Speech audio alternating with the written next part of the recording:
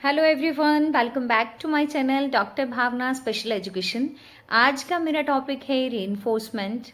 और उसके कितने प्रकार होते हैं, क्या ऑब्जेक्टिव्स रहते हैं, उनके बारे में आप लोगों को मैं डिटेल में बताऊंगी। So this is the most important topic for all parents, special educators या टीचर ट्रेनिंग ऑल्सो, क्योंकि ये कहीं ना कहीं हम लोग बार बार पढ़ते आ रहे हैं कि जो भी मानसिक मंदित बच्चे होते हैं उनमें सीखने के लिए या सीखने संबंधी जो इंटरेस्ट होता है वो बहुत ही कम रहता है, उनका मोटिवेशन लेवल बहुत ही कम होता है। और वो कभी भी पेरेंट्स या स्पेशल एजुकेटर की बात करते हैं, जब भी वो बच्चे के साथ में काम करते हैं तो उनका मानना होता है कि मैम ये बच्चे उतनी जल्दी चीज़ों को नहीं सीख पाते हैं, या जब भी हम इनको कार्य करवाते हैं तो ये बच्चे कहीं ना कहीं ध्यान नहीं देते हैं, या फिर कभी भी हम लोग अगर पढ़ने संबंधी कोई कार्यक्रम को करवा रहे होते हैं तो ये बार बार बुक्स को बंद कर देते हैं या फिर डिनाई करते हैं कि इनको नहीं पढ़ना है, या एस्केप करते हैं, हम पलायन बोलते हैं। तो इस तरह के इश्यूज बहुत ज़्यादा रहते हैं जो स्पेशल एजुकेटर या फिर जो भी बच्चों के साथ में कार्य कर रहे हैं। लेकिन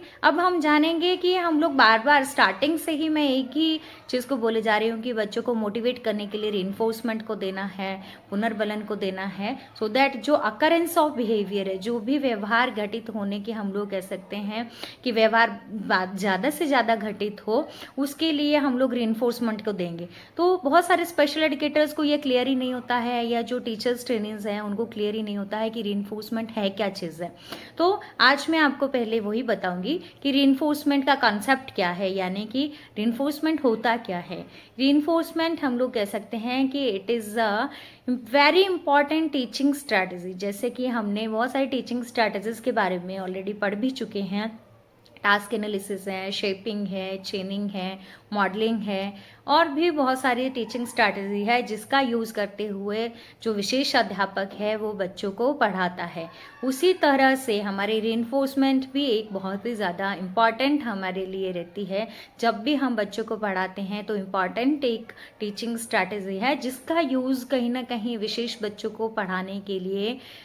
आवश्यक रहता है। Not only for who those are children with intellectual disability या चिल्ड्रन विद 21 टाइप्स के जो डिसेबिलिटी है, डिसेबिलिटी वाले बच्चों के लिए ही इम्पॉर्टेंस रहती है, नहीं। इसका यूज़ हम लोग सामान्य बच्चों को पढ़ाने के लिए भी यूज़ में लाते हैं। कहीं ना कहीं अगर हम लोग देखते हैं ना तो ज़रूरी नहीं है कि जो मोटिवेशन लेवल है वो खाली जो हमारे स्पेशल बच्चे हैं उनका ही नहीं बना रहता है या उनका ही इंटरेस्ट नहीं रहता है। सम टाइम हम लोगों को भी किसी भी कार्य को करने के लिए मोटिवेशन लेवल का होना बहुत ही ज़रूरी रहता है। हमारे सामान्य बच्चे भी कई बार चीज़ें हार्ड लग रही है या फिर उनका इंटरेस्ट नहीं होता है तो उस केस में वो भी एस्केप करते हैं, पलायन करते हैं कार्य को करने के लिए।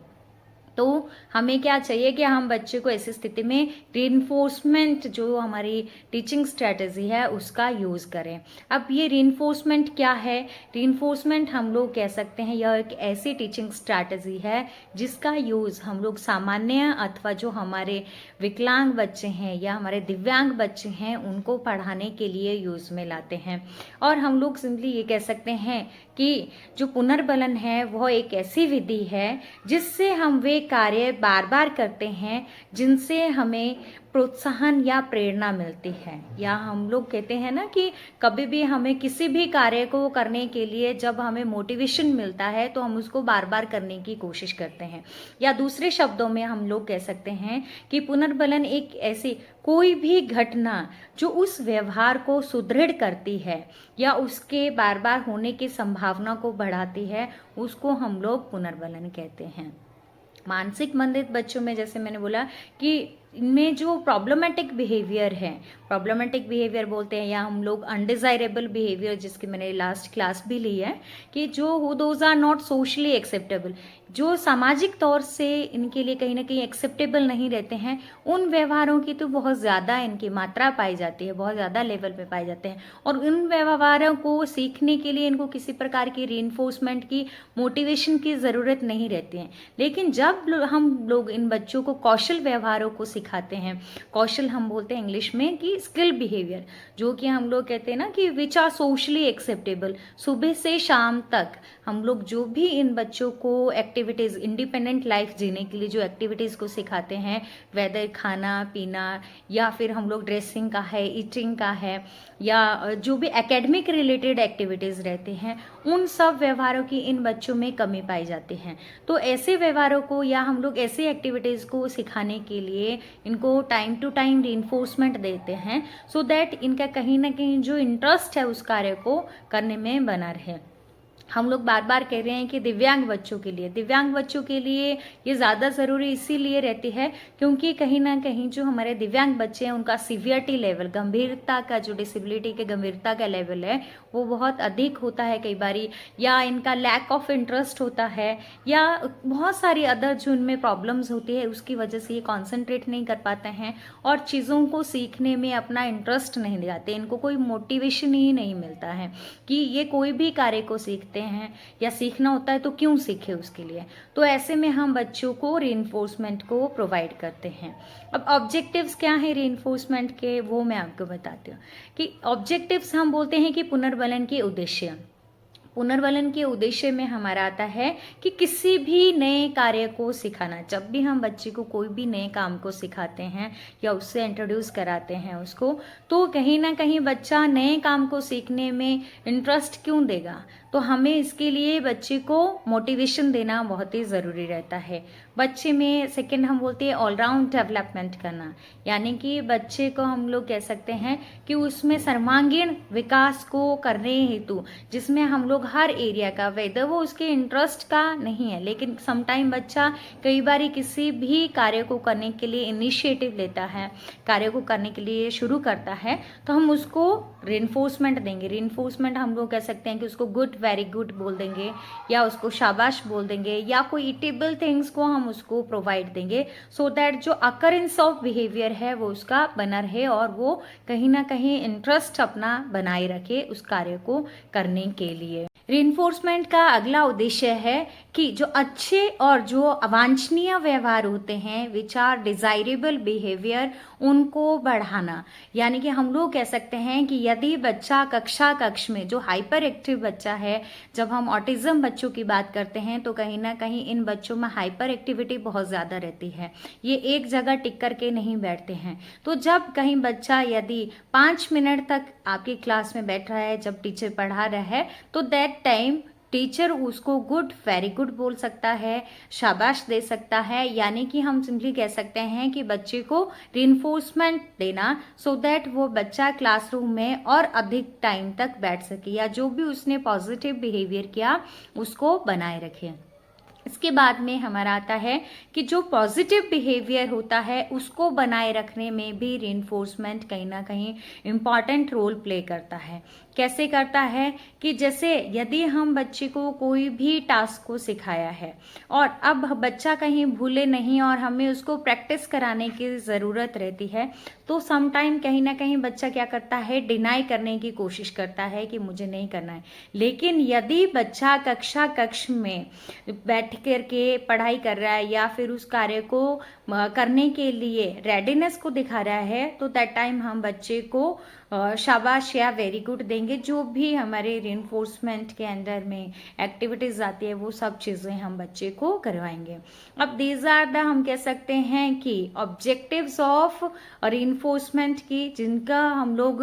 जब भी हमें बच्चे को कोई कार्य को सिखाना होता है तो हम बच्चे के लिए नीड रहती है रीइंफोर्समेंट देने की। अब हम जानेंगे कि रीइंफोर्समेंट के कितने टाइप्स हैं। रीइंफोर्समेंट के टाइप्स को कहीं ना कहीं एग्जाम में पूछा जाता है, कॉम्पिटिटिव एग्जाम है या फिर हमारे जो टीचर्स ट्रेनिंग्स जो बीएड या डिप्लोमा के स्टूडेंट्स हैं उनको प्रैक्टिकल में भी पूछा जाता है, और स्पेशल एजुकेटर को भी कहीं ना कहीं ज़रूरी रहता है रीइंफोर्समेंट के बारे में जाना कि कितने प्रकार से हम लोग बच्चे को पुनर्बलन देते हैं। क्योंकि हम लोग टेक्निक्स को जान तो लेते हैं लेकिन हमें पता नहीं होता है कि कितने प्रकार से हम लोग रीइंफोर्समेंट दे सकते हैं या कब हमें बच्चे को रीइंफोर्समेंट को प्रोवाइड करना होता है। तो रीइंफोर्समेंट इज मेनली 2 टाइप्स के। दो प्रकार के हमारे पुनर्बलन रहता है। One is positive reinforcement and second हमारे रहता है नेगेटिव रिइंफोर्समेंट। अब रिइंफोर्समेंट जैसे कि मैंने बोला कि जो पॉजिटिव रिइंफोर्समेंट होता है वो क्या एक स्टिमुलस है। रिइंफोर्समेंट हम लोग कह सकते हैं कि बच्चे को किसी भी कार्य को करने के लिए या उसको बनाए रखने के लिए हम बच्चे को स्टिमुलस, उत्तेजना या प्रेरणा देते हैं सो दैट वो उसको कहीं ना कहीं करने के लिए वो रेडी रहे और वो उसको अपने जो उसका इंटरेस्ट है उसको बनाए रखे। हम लोग कह सकते हैं कि जो भी रिइंफोर्समेंट हम लोग पॉजिटिव में देते हैं उसमें हमारा स्माइल आ जाता है, या हम बच्चे को कोई ईटेबल थिंग्स को दे सकते हैं। जैसे बच्चे को कोई भी उसके इंटरेस्ट के अकॉर्डिंग हमें लग रहा है कि उसको खाने के लिए जो चीज़ पसंद है वो हम बच्चे को दे सकते हैं। हम बच्चे को गुड, वेरी गुड, शाबाश बच्चे को बोल सकते हैं। जैसे बच्चा यदि कोई समस्यात्मक व्यवहार को करता, दो बच्चे आपस में लड़ाई करते थे लेकिन किसी दिन वो बच्चे शांतिपूर्वक एक दूसरे से बातचीत कर रहे हैं, तो उस पॉजिटिव बिहेवियर को बनाए रखने के लिए हम बच्चे को क्या करेंगे, गुड, वेरी गुड, शाबाश बोलेंगे, सो दैट बच्चा कहीं ना कहीं उसको पता चले कि मुझे जो वेरी गुड या शाबाश या जो टीचर की साइड से एक पॉजिटिव कहीं ना कहीं उसको रिइंफोर्समेंट दिया जा रहा है वो क्यों दिया जा रहा है। और रिइंफोर्समेंट जब भी हम बच्चे को देते हैं तो हमें ध्यान रखना है कि हम बच्चे को तुरंत देंगे। जब भी हम बच्चे को, जैसे हम लोग टीचिंग स्ट्रैटेजी में रिइंफोर्समेंट में अगर बच्चे ने ज़्यादा देर तक या 5 मिनट्स तक भी बच्चा यदि सिटिंग बनाए रखा है, बैठा है, तो हम उसको तुरंत बोल देंगे कि वेरी गुड बेटा, आपने बहुत अच्छे से आज क्लास को अटेंड किया या आप इतनी देर तक बैठे रहे। नेक्स्ट टाइम जब भी आप और 5 मिनट्स तक या और अच्छे पॉजिटिव बिहेवियर को शो करोगे, देन मैं आपको कहीं कोई भी खाने के लिए जो चीज़ आप दे सकते हैं वो उसको प्रोवाइड करेंगे। वो तुरंत देना है, क्योंकि तुरंत देना इसीलिए ज़रूरी रहता है कि हो सकता है कि बच्चे को पॉजिटिव बिहेवियर बच्चे ने अभी किया, वो 5 या 10 मिनट्स तक बैठा, तो यदि आप उसको तुरंत ना देते हुए हो सकता है कि आप 15 मिनट के बाद, 20 मिनट के बाद में उसको गुड या वेरी गुड बोल रहे हैं, हो सकता है कि ड्यूरिंग दैट पीरियड उसने जो भी 15 या 20 मिनट का ड्यूरेशन था उसने कोई समस्यात्मक व्यवहार को भी शो किया हो।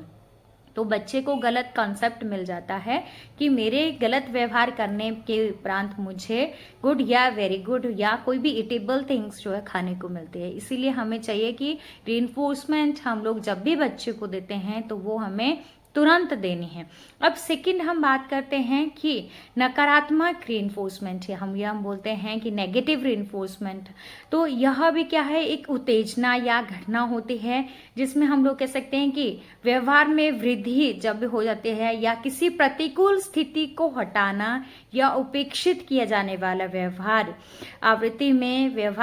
वृद्धि करने वाला होता है, तो उसे नकारात्मक पुनर्बलन कहते हैं। अब नकारात्मक पुनर्बलन से हम लोग कहते हैं कि लक्ष्य व्यवहार में वृद्धि होती है, ना कि हम लोग कहते हैं कि कहीं ना कहीं हाश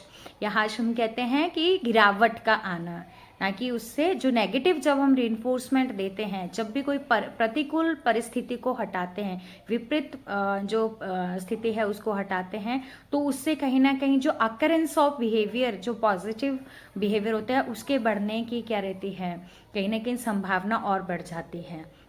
नेगेटिव रिइंफोर्समेंट हम लोग कह सकते हैं कि जैसे गर्मी है, जैसे गर्मी का मौसम है, तो यदि हम लोग क्लास में हमें पता चला है कि बहुत ज़्यादा गर्मी है और ड्यू टू ऑफ हम कह सकते हैं कि हीट होने की वजह से, गर्मी होने की वजह से बच्चा कॉन्सेंट्रेट नहीं कर पा रहा है, तो ऐसे में जो प्रतिकूल स्थिति हमारी क्या है, वो गर्मी है। तो उसको जब हम लोग हटाने के लिए हम क्या करते हैं कि हम बच्चे के लिए क्लासरूम में फैन की व्यवस्था करते हैं या एसी की व्यवस्था करते हैं, सो दैट हम लोग क्या करेंगे, एनवायरनमेंट ऐसा हम लोग क्रिएट करेंगे कि बच्चे को कहीं ना कहीं जो टारगेट बिहेवियर उसको सिखाना है उसको सीखने में उसको कोई दिक्कत ना आए। तो जो विपरीत या प्रतिकूल हम कहते हैं कि स्थिति होती है उसको हम हटाते हैं। तो आई होप आप लोगों को क्लियर हो गया होगा कि रिइंफोर्समेंट क्या है, कितने प्रकार का होता है, क्या क्या इसके ऑब्जेक्टिव्स रहते हैं, और जब भी कोई स्पेशल एजुकेटर बच्चों के साथ में काम करता है तो ये ये जो रिइंफोर्समेंट स्ट्रैटेजी है उसको भली भांति जानना आवश्यक रहता है, और क्यों उसको अति आवश्यक रहता है कि उसको तुरंत देना है, यह भी जानना ज़रूरी रहता है। सो आई होप जितने भी पॉइंट्स आप लोगों को मैंने आज की क्लास में बताए हैं आपने इनको ध्यानपूर्वक सुना होगा, और जब भी आप बच्चों के साथ में काम करेंगे तो इनको इम्प्लीमेंट भी करेंगे बच्चों के ऊपर। So thank you so much and keep watching my video.